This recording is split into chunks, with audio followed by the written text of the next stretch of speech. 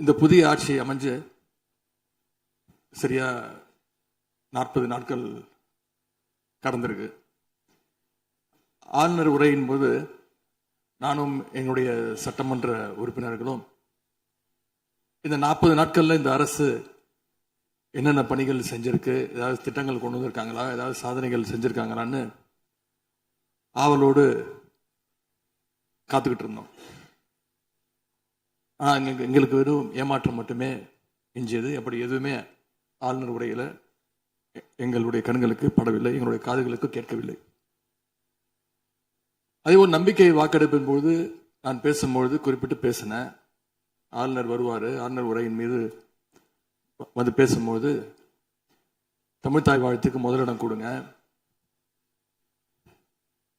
அப்படின்னு சொன்னேன். பேரவையின் அனுமதியுடன் அலுவல் நேரம் நீட்டிக்கப்படுகிறது. அதே போல தமிழ்த்தாய் வாழ்த்து முதல்ல பாடப்பட்டுச்சு. உடனடியாக தேசிய கீதமும் பாடப்பட்டுச்சு. தமிழ்த்தாய் வாழ்த்து ஒரு முறையும் தேசிய கீதம் 2 முறையும் பாடப்பட்டுச்சு.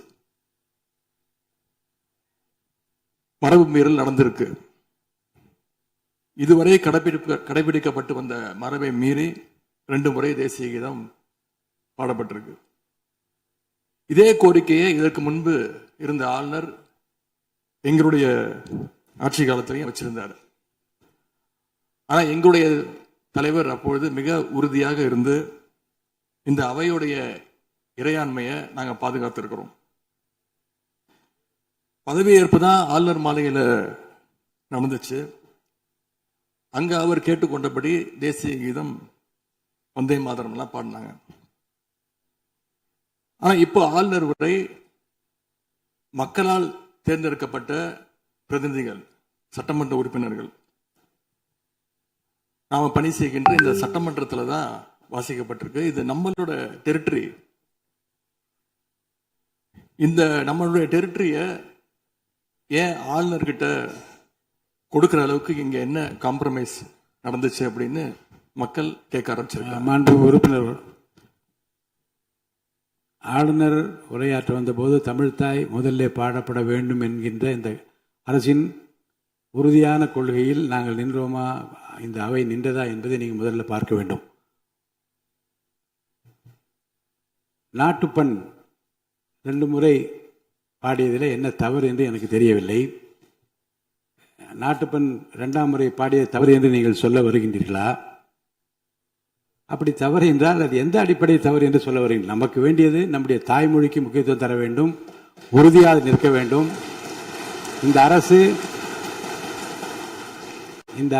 எந்த சர்ச்சையும் ஏற்படுத்தாமல் நிதானமாக உறுதியாக தாய் தமிழ்தான் எங்களுக்கு அடிப்படை என்பதை வைத்து தமிழ்த்தாய் வாழ்த்தை பாட வைத்தார்களா இல்லையா?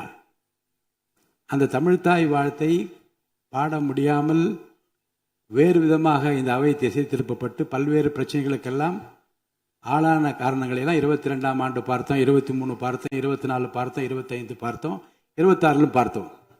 இந்த ஆண்டு தமிழ்த்தாய் வாழ்த்தை முதலில் பாட வைத்து தேசிய கீதத்தை 2 முறை பாடியதில் எந்த தவறும் இருப்பதாக நாங்கள் கருதவில்லை. அப்படி பாடியது தவறு நீங்களும் கருதிடக்கூடாது என்று நான் சொல்ல விரும்புகின்றேன்.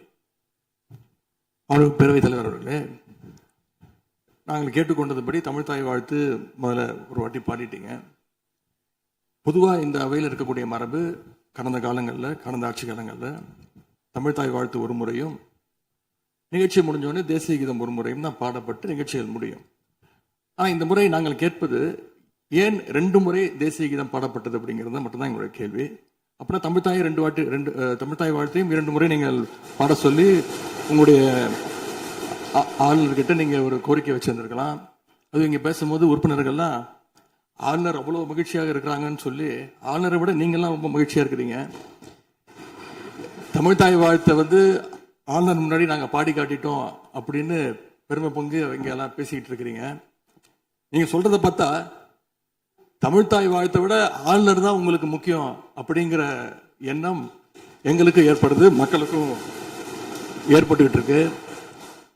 தமிழ்த்தாய் வாழ்த்து எங்களுடைய முதல்வருக்கு உயிருக்கு எந்த அளவிற்கு முக்கியமோ அதே அந்த அளவுக்கு நாங்கள் முக்கியத்துவம் தருவோம். மாண்புமிகு எதிர்க்கட்சி தலைவர் அவர்கள் மாண்புமிகு எதிர்க்கட்சி இல்ல, அவங்களுக்கு நாங்களும் பேச விட மாட்டோம். இல்ல மாண்புமிகு நீங்க ஒத்துழைப்பு கொடுக்கலன்னா நாங்களும் பேச விட மாட்டோம். மாண்புமிகு அமைச்சர், நாங்கள் தமிழக அரசுடைய ஸ்டாண்ட நாங்க பேசுறோம். எங்களுக்கும் குரல் கொடுக்க தெரியும். இந்த அவையை மாண்பை நாங்களும் பாதுகாக்கிறோம். மாண்புமிகு எதிர்க்கட்சி சொல்லக்கூடிய நோக்கம் தமிழக மக்களுக்கு தவறுதலா சொல்லக்கூடாதுங்கிற பதிவை நாங்கள் செய்கிறோம். எங்களுடைய முதலமைச்சருடைய எண்ணம் என்ன, தமிழக மக்களுடைய எண்ணமோ அதுதான் எங்களுடைய முதலமைச்சருடைய எண்ணம். கடந்த 3-4 வருடங்களாக தமிழ் தாய் வாழ்த்து இங்க பாடப்படல. ஆளுநரை எதிர்த்தீர்கள், வெளிநடப்பு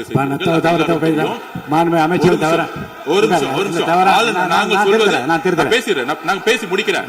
ஆளுநர் முன்பு பேசி முடிச்சேன். ஆளுநர் முன்பு மாண்புமிகு அமைச்சர் அவர்கள் ஒண்ணு தமிழ் தாய் வாழ்த்து பாடப்பட்டது. இல்ல நான் சொன்னது, நான் கருத்து என்னன்னா ஆளுநர் முன்பு பாடப்பட்டது கிடையாது. அதுதான் நான் சொல்ல வரேன். நான்